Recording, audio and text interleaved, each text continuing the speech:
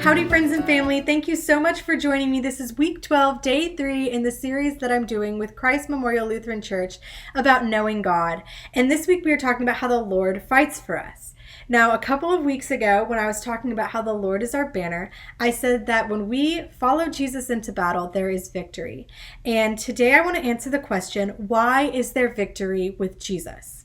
And the answer is because he is the most powerful. Now, first to look at this, we want to turn to Job.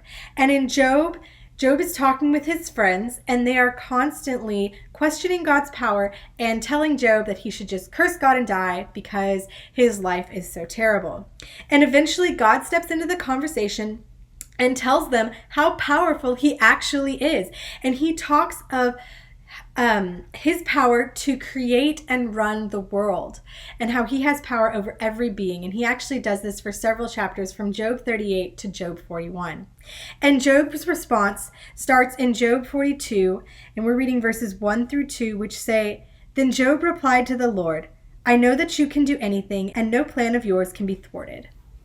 So Job is acknowledging God's omnipotence. And this word omnipotent can be broken into two parts. The first part, omni, meaning all, and the second part, potent, meaning powerful. So God is all powerful.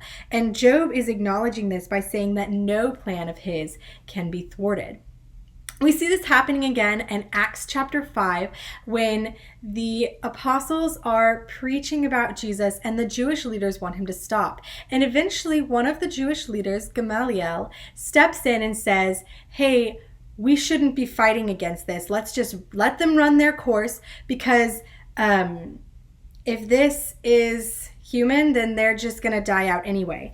And in verses 38 and 39, he says, "For if this plan or this work is of human origin, it will fail. But if it is of God, you will not be able to overthrow them.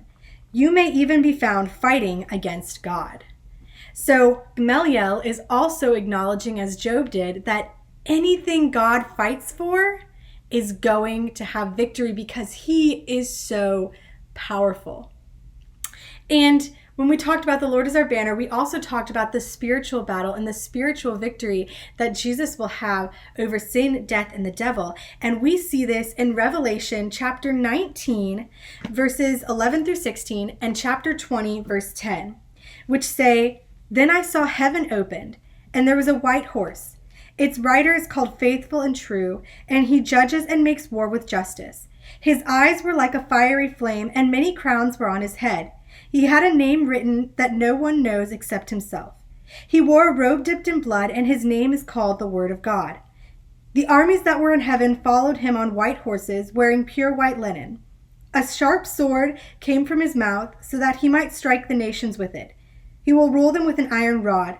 He will also trample the winepress of the fierce anger of God, the Almighty.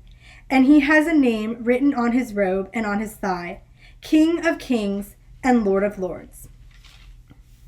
And chapter 20, verse 10 says, "The devil who deceived them was thrown into the lake of fire and sulfur, where the beast and the false prophet are, and they will be tormented day and night forever and ever." So in these three passages, we see people acknowledging God's power, but also we see this powerful being, this King of Kings and Lord of Lords, who leads the armies into battle and then fights. We see him actually winning and destroying sin, death, and the devil, throwing that into the lake of fire for all of eternity. Jesus is all powerful, and because of that, when he fights for something, we know there will be victory. Nothing can stop what he is fighting for.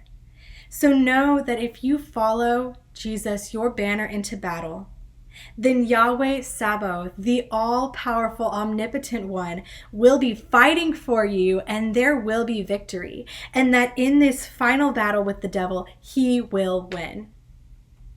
So if you're memorizing Psalm 46, verse 7, this is your reminder to do that.